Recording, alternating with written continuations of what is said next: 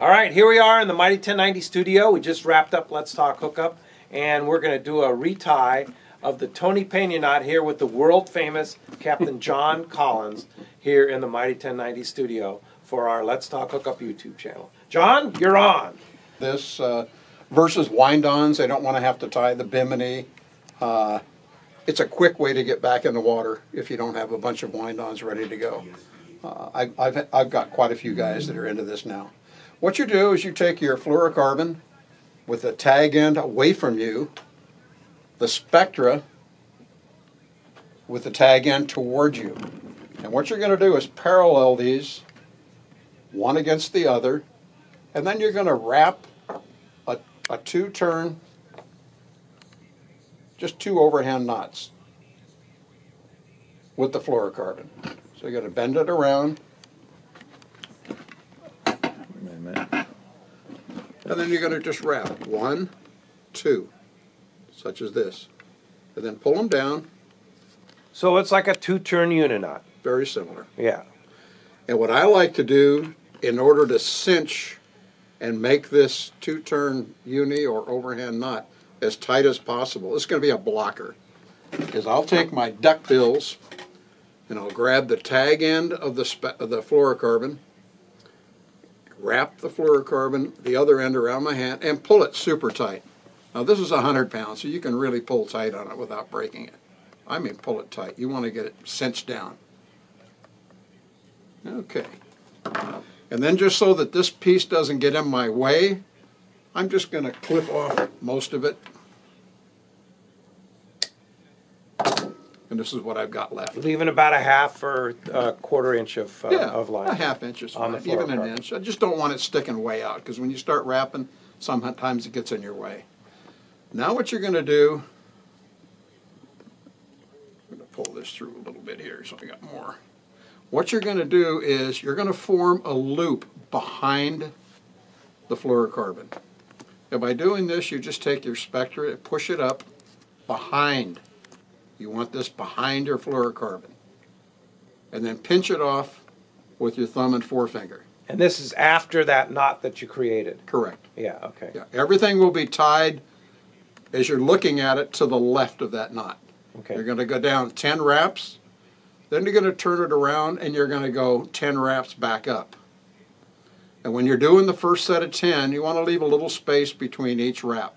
Make sure each one goes in front of the other, so that when you do go back over it the other way, there's a little room for it to slide in alongside rather than over. So now I'm just going to wrap 10 wraps down. So get this here. And I like to go over my line. You can do it under, but I like going over it. Just find it more comfortable. So I'm going to go 1, 2, 3, 4, 5, 6, 7, 8, 9, 10.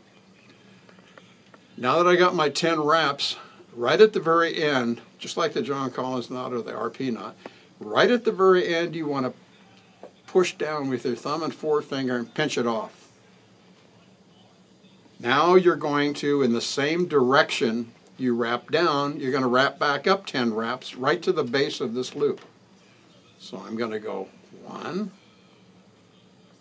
2, 3, 4, 5. And if you have a little difficulty, keep wrapping up, as I'm doing with my fingers. Just make sure you pinch it so that nothing slides out of place. 6, 7, 8, 9, 10. 10 wraps down, 10 wraps up. That is correct. And you just want to, like I said, you want to get up to around the base of the loop. If you didn't get it up on 10 wraps, then just make one more wrap. It's not going to hurt anything. We'll just say we'll make it 11. Now this is back up to the base of the loop. With the tag line, I'm going to come right from underneath and just go through the loop that I made. Pinch it off and pull it. Now the important thing with this knot is you do not want this knot to be anywhere forward of the two-turn uni that you started everything out with. Everything has to be, as you're looking at it, to the left. So let's just say it's way over here like this. What you want to do is just slide this down a little bit with the spectra so that when the knot starts forming, everything is to the left. You want it to the left. You do not want to go over it. And here I've got these little dowels that I made up, just a piece of round stock. Wrap it around a few times just so it doesn't slip, because you're going to put a lot of pressure on this knot to lock it down. That's on that side. Same thing on this side. No coffee to knock over this time. Okay, now I've got this. What I'm going to do is I'm going to pull it slowly to start, and you'll start to see everything start to form. See how it's getting tight? Now it's starting to form. Now I'm just going to lock it down. And you don't have to worry about pulling that tag in at all. No. It automatically just pulls in. Yeah.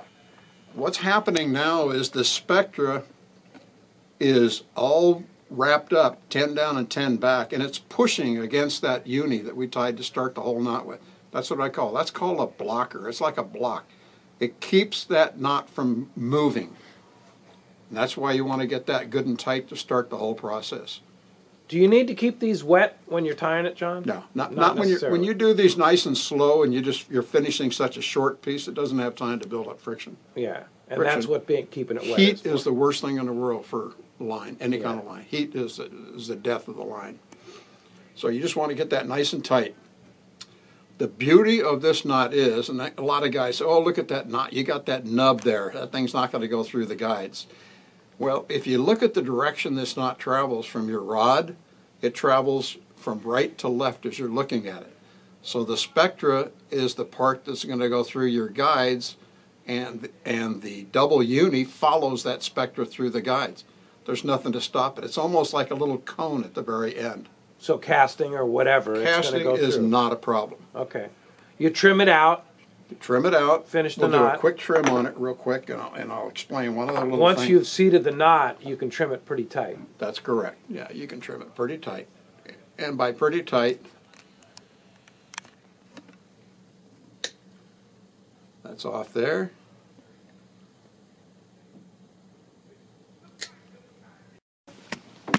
Okay, the beauty of this knot is the way it casts through your rod. I use a short top shot when I'm fishing like 100, 130 pound, or any line for that matter, but especially the heavier line. I like this connection to be between my reel and my first guide. I do not like it on the reel when I cast. It could get a piece of line caught over it, and it could affect your casting ability. Not to mention the fact that every time you cast, this thing is rubbing on your finger, and after a while your thumb starts getting a little bit roughed up by the fluorocarbon. If you notice, this is the part that goes through your guides first. It's a cone, it's your spectra, and it glides. It literally pulls the other right through. You don't even know it's there when you're casting. Or using a 100-foot top shot. Either way.